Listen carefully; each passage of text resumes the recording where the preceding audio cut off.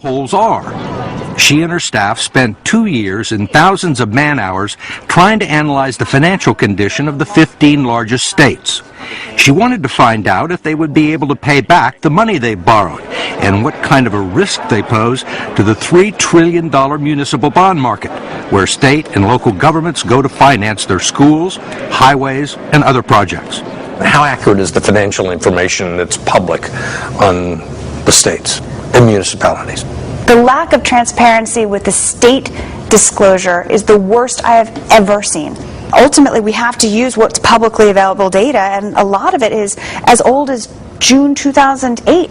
So that's before the financial crisis hit in the fall of 2008. Whitney believes the states will find a way to honor their debts, but she's afraid that some local governments, which depend on their state for a third of their revenues, will get squeezed as the states are forced to tighten their belts. She's convinced that some cities and counties will be unable to meet their obligations to municipal bondholders who finance their debt. Earlier this year, the state of Pennsylvania had to rescue the city of Harrisburg, its capital, from defaulting on hundreds of millions of dollars in debt for an incinerator project. There's not a doubt in my mind that you will see a spate of municipal bond defaults. Not a doubt in my mind that you will see a spate of municipal bond defaults. Not a doubt in my mind that you will see a spate of municipal bond defaults. How many is a spate? You could see 50 sizable defaults, 50 to 100 sizable defaults, more. This will amount to hundreds of billions of dollars worth of defaults. Municipal bonds have long been considered to be among the safest investments, bought by small investors saving for retirement and held in huge numbers by big banks. Even a few defaults could affect the entire market. Right now, the big bond rating agencies like Standard & Poor's and Moody's, who got everything wrong in the housing collapse, say there's no cause for concern, but Meredith Whitney doesn't believe it. When individual investors look to people that are supposed to know better, they're patted on the head and told it's not something you need to worry about, when it'll be something to worry about within the next 12 months. 12 months. 12 months. No one is talking about it now, but the big test will come this spring. That's when $160 billion in federal stimulus money that's helped states and local governments limp through the Great Recession will run out. The states are going to need more cash and will almost certainly ask for another bailout. Only this time, there are no guarantees that Washington will ride to the rescue.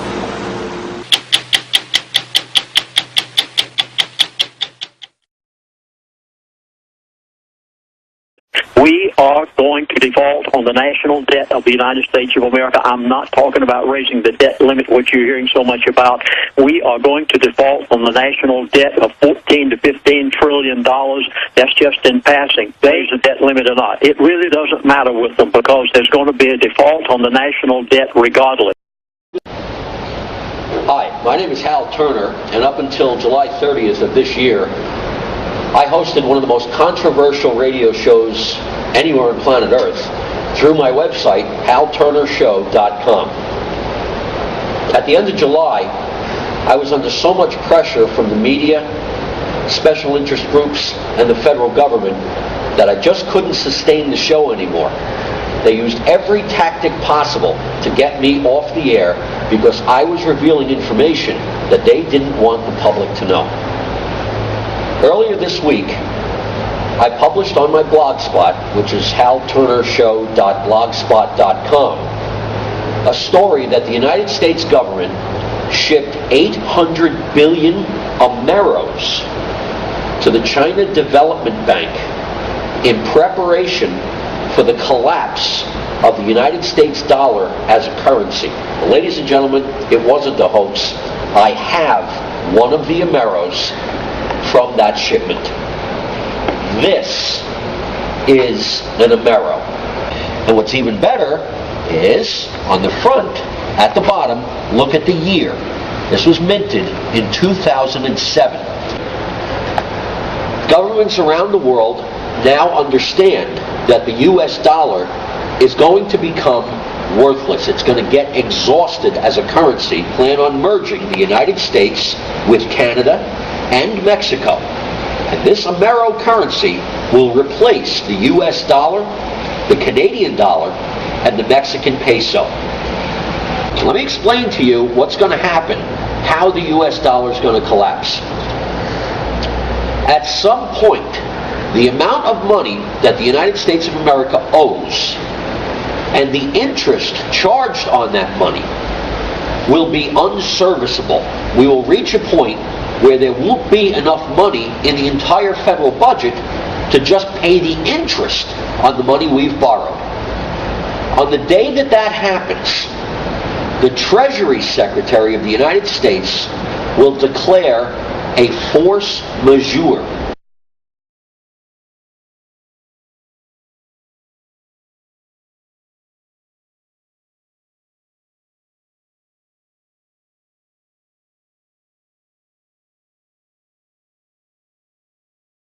A force greater than they can control. And when that happens, that is going to be a repudiation of the United States debt.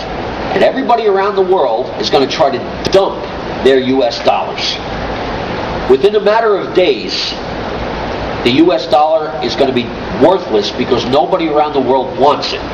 So any of us that have any assets in dollars, savings accounts, checking accounts, IRAs, 401ks, other types of pension plans, stocks, bonds, mutual funds, anything that's denominated in dollars will no longer be money. And a whole bunch of us will be instantly destitute, broke, busted. And we'll give you, 2 cents on the dollar for what you used to have. Ladies and gentlemen, what we have in the works here is the most elaborate robbery, the biggest incident of looting in the history of the world. They're bringing army units home from Iraq in case civil unrest breaks out, and it will, rightfully so.